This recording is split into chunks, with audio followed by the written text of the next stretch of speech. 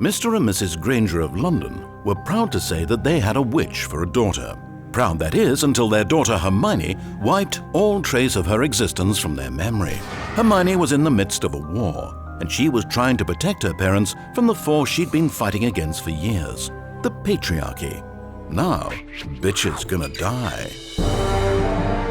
6 years earlier, Hermione first boarded the Hogwarts Express, excited to make friends and finally be valued for her talents rather than teased for being different.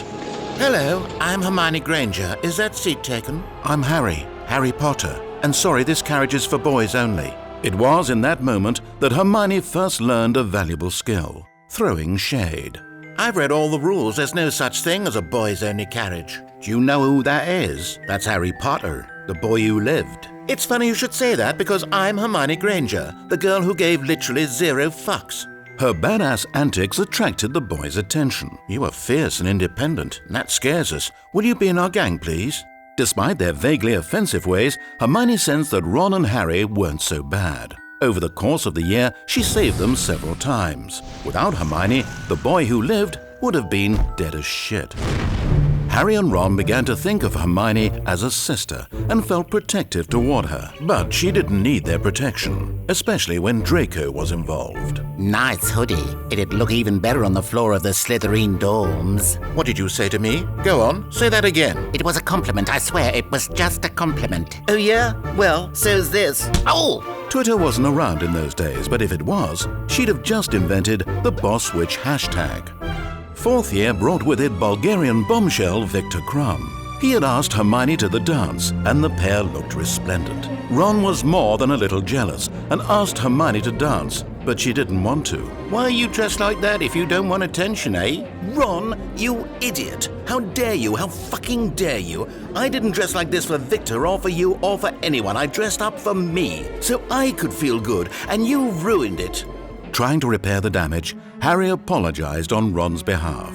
Ron's a nice guy, not like Draco. He didn't mean to hurt you. Well, that's the problem, Harry. He didn't think what he was saying was wrong. And it's not just Ron and Draco I have to worry about. Not all witches feel that way, though, surely. Yes, all witches. All witches have had to put up with comments like that and worse. But that's impossible. Hermione was furious. If she couldn't get Harry, her most reasonable, supportive male friend, to understand, then she may as well give up.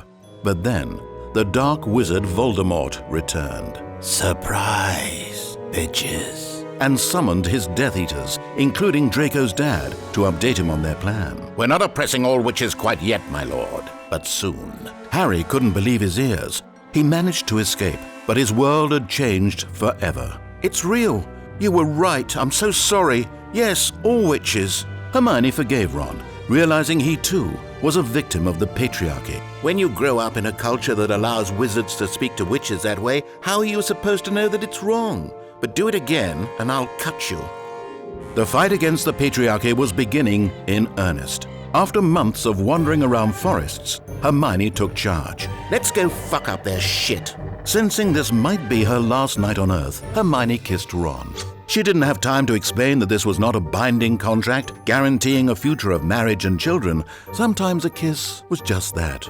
Draco was still trying to make this all about him. Witches get a free ride. It's wizards like me who suffer. Where's my special treatment? I deserve a kiss. It's misandry, I tell you. Don't misinterpret your feelings of inadequacy for the cultural, social, economic, and political oppression of an entire gender. Draco didn't listen, so Hermione shut him down the best way she knew how. She set that bitch on fire. Outside, the Battle of Hogwarts had begun. Hermione broke the bad news to Harry. For the plan to work, he'd have to die. Harry Potter is dead.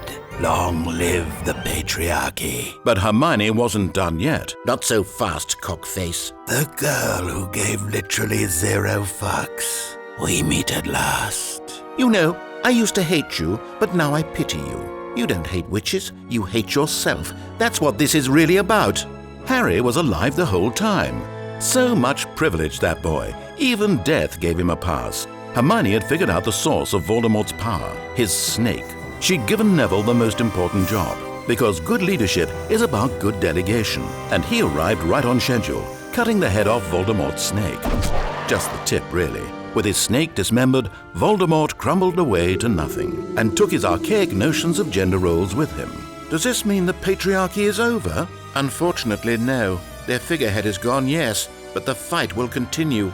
We need to weed out and destroy sexism in all its forms. Hermione did just that. She dedicated her life to wiping out sexism in both the magic and muggle world. All was well.